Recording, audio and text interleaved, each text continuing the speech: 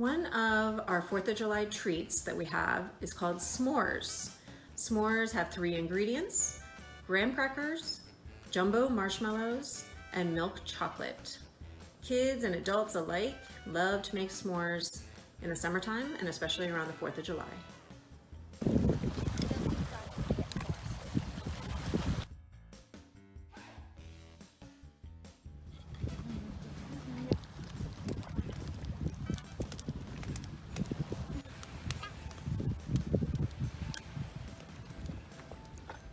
Oh, that's hot.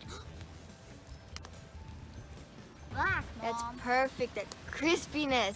Mine is crispy on the outside, but melted in the inside. Are you ready to make it into a s'more? Yes. All right, let's do it. Wait, no. It's so warm. I knew it was Sometimes crispy a on the problem with outside. 3 marshmallows. What happened? We've got marshmallow, a Oh chocolate my bar. goodness gracious. Look at this. This Alright, is you can like get a the different- perfect.